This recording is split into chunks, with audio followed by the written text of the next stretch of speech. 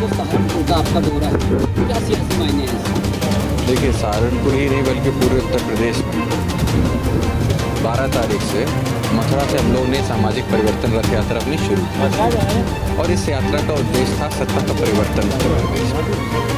परिवर्तन इसलिए भी होना है क्योंकि जो रोजगार के लिए हमारे नौजवान दर दर घूम रहे हैं, जो आज किसानों के साथ स्थिति है, जो 300 दिन से ज़्यादा दिल्ली घेरे बैठे हैं, और वो लखीमपुर का कांड जिसको देख के हम सभी की, मैं समझता हूँ, रूह कांप उठी थी। कितने भयावह तरीके से गाड़ी एक मंत्री के बेटे ने, केंद्रीय मंत्री के बेटे ने इस तरीके से गाड़ी चढ़ाकर किसानों को कुचला, और उसके बावजूद पुलिस इतनी बेबस दिखाई दी, प्रशासन इतना बेबस दिखाई दिया कि दो बार उनके घर पर अरेस्ट करने के लिए, चस्पा करने के लिए गए, लेकिन तब भी कहीं कोई एक्शन नहीं ले पाया। और फिर 5 से 6 दिनों बाद किस तरीके से कार्रवाई हुई, किस तरीके से पूछताछ हुई, उसमें पुलिस कितनी बेबस दिख रही थी, हमने सब मीडिया कर्मियों ने और सभी के, आप लोगों के माध्यम से हमने भी देखा।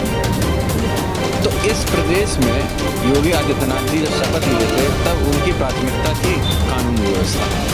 आज वही प्राथमिकता उनकी पूरी तरीके से चरमराई हुई दिखती है, और ये हम नहीं, पूरा प्रदेश महसूस करते हैं। तो मैं समझता हूँ कि ये सामाजिक परिवर्तन रथ जो निकला वो सत्ता परिवर्तन को लेकर निकला है, और ये जो असली मुद्दे हैं, जो असली में मुद्दे होने चाहिए, महंगाई मुद्दा होना चाहिए, किसान बिल मुद्दा होना चाहिए, किस तरीके से पेट्रोल के दाम बढ़ते चले जा रहे हैं, घरेलू वस्तुओं का कितना दाम बढ़ता चला जा रहा है। आज हमारे देश की रैंकिंग अगर आप देखें ग्लोबली तो क्या रैंकिंग रह गई है। ये सारी चीज़ों के ऊपर मैं समझता हूँ ये असली मुद्दे होते हैं, इनके ऊपर बात होनी चाहिए, जिनसे जनता को भ्रमित किया जा रहा है। तो उसी भ्रमित ना हो जनता, इसीलिए जनता को जागरूक करने के लिए सामाजिक परिवर्तन रथ निकला है। सर, उत्तर प्रदेश में 2 से 3 महीने चुनाव में बचे हैं, उसको लेकर पार्टी क्या मुद्दे हैं, इस बात प्रमुख मुद्दे क्या होंगे? जैसा मैंने कहा, बेरोजगारी, कानून व्यवस्था, मुद्दा होने वाला, किसानों के साथ जो स्थिति है, किसान को MSP न्यूनतम समर्थन मूल्य, ये अहम मुद्दे हैं और यही मुद्दे हर बार रहे हैं। इन्हीं मुद्दों के ऊपर हम लोगों ने हमेशा आवाज़ उठाई है। पहले भी जब माननीय शिवपाल सिंह जी मंत्री रहे, उन्होंने अपने नेतृत्व में सिंचाई मुक्त करके तो किसानों की सहायता, किसान जैसे कहा जाता है हमारे देश की रीढ़ की हड्डी है, तो उन्हीं किसान जिसने इस देश को बनाया है और आज इस देश को इतनी बड़ी पहचान दी है, तो उसी किसान को अगर ये मौजूदा सरकार भूल गई तो मैं समझता हूँ निश्चित ही 2022 में जो जनता है वो उसका जवाब देगी, मुंह तोड़ जवाब देगी, निश्चित सत्ता परिवर्तन होने वाला है। आपकी पार्टी अकेली चुनाव में लड़ेगी, गठबंधन की बात चल रही है? देखिए, अभी तक पार्टी ने हम सभी को निर्देशित किया, गुड्डू भाई भी बैठे हैं, हम सभी लोगों की बातचीत लगातार हो रही है।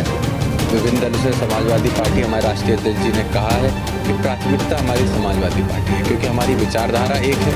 माननीय शिवपाल सिंह जी ने 40 साल एक पार्टी में काम किया, उसको ऊंचाइयों तक पहुंचाने में उनका भी योगदान रहा है। तो कहीं ना कहीं वो चाहते हैं कि एकता होकर, एकजुट होकर, गठबंधन होकर, और ये हम ही नहीं, पूरे प्रदेश में हम लोग जो घूम रहे हैं, हर पार्टी, मतलब दोनों पार्टियों के जो पदाधिकारी हैं, जो कार्यकर्ता हैं, जो जनता है प्रदेश की, वो ये चाहती है कि एका होके किसी तरीके से चुनाव हो।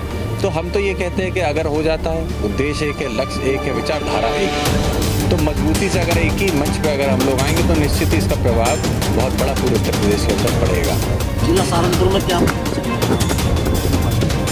जिला सहारनपुर में बिल्कुल वजूद हम लोग का रहेगा। गुड्डू भाई के साथ आज हम लोगों ने कार्यक्रम किया, हजारों की भीड़ हम लोगों को पहले रिसीव करने पर हमारे कार्यकर्ता आए थे, उसके बाद 3 से 6 जगहों पे भव्य स्वागत, और उसके साथ साथ हम लोगों का कार्यक्रम हुआ जिसके अंदर सभी समाज, मैं ये नहीं कहूँगा कि सिर्फ एक ही समाज या 2 समाज, सभी समाज के लोग हाथों हाथ हम लोगों का स्वागत किया है, हम लोगों को माल्यार्पण किया और हमको भरोसा दिलाया है कि माननीय शिवपाल सिंह जी ने अपने कार्यकाल में जो काम किए हैं हम उससे इतने प्रभावित हैं। हम चाहते हैं कि उत्तर प्रदेश विकास की ओर फिर से जाए, इसीलिए हम लोग प्रगतिशील प्रदेश की सभी सीटों पर चुनाव लड़ा है।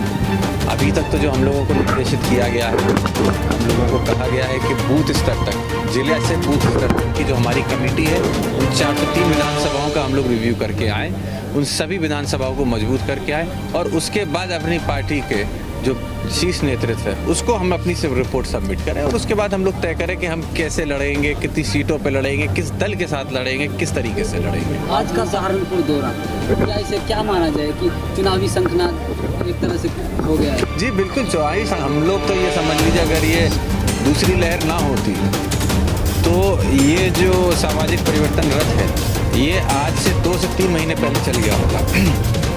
हम लोगों ने लखनऊ का जो जिला का हम लोग का प्रदेश कार्यालय है वहाँ पे सभी पदाधिकारी आए हुए थे, हाजी जी थे, हम लोग थे, गुड्डू भाई थे, हम सभी लोग वहाँ उपस्थित थे। राष्ट्रीय अध्यक्ष जी ने वहाँ से कार करी थी कि हम लोग सामाजिक परिवर्तन रथ लेकर पूरे उत्तर प्रदेश में घूमने का काम करें, लेकिन सेकेंड वेव की वजह से फिर वो टल गया। लेकिन मैं ये कह सकता हूँ, निश्चित ही कह सकता हूँ कि समय बहुत कम बचा है और हम सबको बाहर निकलना है, क्योंकि हम लोग की चुनौती बहुत बड़ी है और लड़ाई भी बहुत बड़ी है। उत्तर प्रदेश के अंदर समाजवादी बड़ी पार्टी मानी जा रही है। फिलहाल अगर आप उनके सपोर्ट में रहेंगे या चुनाव में स्थिति में भारतीय जनता पार्टी को हराने में कामयाब होंगे? देखिए, तय करने वाली बात है, ये दोनों दल के राष्ट्रीय अध्यक्षों को बैठ के तय करना है। जनता ने अपना मन क्या है वो निश्चित ही बता दिया है। उसका मन है कि दोनों दल एक साथ होकर आएँ।